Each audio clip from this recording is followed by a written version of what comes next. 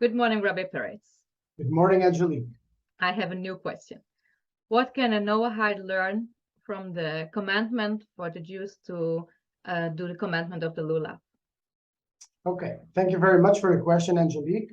So, as everyone knows that throughout the holiday of Sukkot, the Jews have the commandment of gathering 4 vegetable species. One is the lulav, like you mentioned, and the blessing goes on the lulav itself. Netilat lulav, okay, is the highest vegetable species, the most preeminent and the most visible. And you'll see the deeper reason why we say also netilat lulav. We put together the lulav, which is a branch of a palm tree. We put together the adasim, which is the myrtle, and the aravot, which is the willow branches. We attach them together. And we add a 4th species, which is the etrog, which is the cedrat in English, which is a big yellow lemon. Okay? It's not a lemon, because if you try to open it up and to take the juice out, it's not going to make a lot of juice.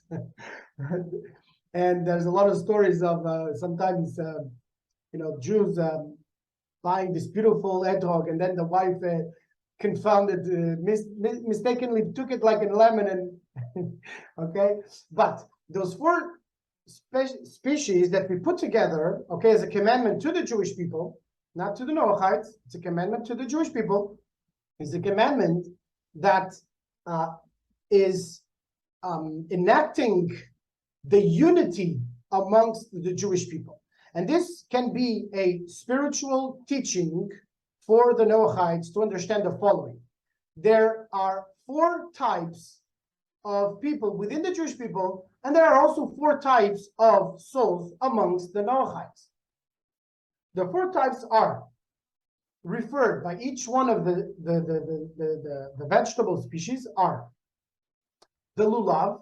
Let's start with the lulav. The lulav has taste and has no smell. The adas, the myrtle, has smell but no taste. The arava, the willow branch, has no taste and no smell. And the etrog has smell and has taste. So each one of the 4 species has a specific, unique particularity. So let us understand, what does that mean in our spiritual service of Hashem? Each one of us needs to understand his own nature to serve Hashem with the fullest extent of his potential. And we do it like this. The lulav, which has taste and no smell, represents the person that studies Torah and does not perform good deeds. We have this type of people who are very intellectual, but have a hard time to go out of their comfort zones in order to reach to others. The hadas, the myrtle, has smell but no taste. Is representing the type of person that has a lot of good deeds, is a very social person, and is always ready to help the others, but he has a hard time to sit and study. The arava, the willow branch, has no taste and no smell. Represents that person that doesn't sit much to learn and doesn't go out to do good deeds. The etrog has taste and has smell. The taste represents the study of Torah, and the smell, the performance of good deeds. So there are those of us that sit to study Torah and go out of their comfort zone to do good deeds. As you see, no one, the 3 first species, we attach them together, the lulav, the adas, and the arava, we attach them together, and the etrog is separated, and we unite him with the other 3 when we are doing the blessing. Okay, what is the teaching for us here? First and foremost, that we have to understand what type of personality we have. If we're more of a person that sits and learns and does less good deeds, or we do more good deeds and less learning, or we don't have any one of those, or we do all of those, still we need the four for it to be complete. So all four types of personality are part of the community. Also, those simple people that don't study and then don't do deeds, they are also part of the community. And for a Jew, he cannot perform the mitzvah if he doesn't have the four species together. It means that our two practical takeaway home message are: first, we can learn from the mitzvah of the Dalet meaning of the Jews. They are commanded upon a Jew. A Noahide should not do the Dalet meaning on Sukkot, should not do that. Okay? Can study the pertinence, the spiritual pertinence, and apply it in his life. By first understanding what type of personality he has, and second, to understand that even those that do not study Torah, perform commandments, they are also part of the community.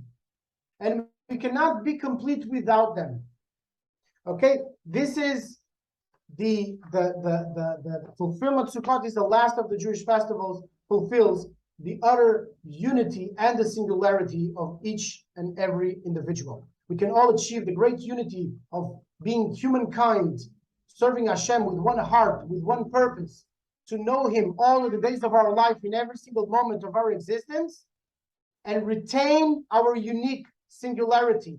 The Jewish identity is the Jewish identity, the Noahide identity is the Noahide identity. Within those, a man is a man, a woman is a woman, a child is a child, an elderly person is an elderly person. Within those, there are those of us that serve Hashem in a unique, singular way, and each one of us serves Him in a unique, singular way, and that's not a contradiction with His infinite unity. So we need to be able to take that with us, B'ezrat Hashem, to always accept the others around us for the qualities that they have, knowing how to fulfill our own qualities, being demanding with our own selves, and being comprehensive, understanding, flexible with others. That's how we produce unity and we conserve our unique singularity. B'ezrat Hashem, may we all meet in Jerusalem to celebrate Sukkot together soon in our days. Thank you, and Chag Sameach. Thank you very much, Angelique. Chag Sameach. So.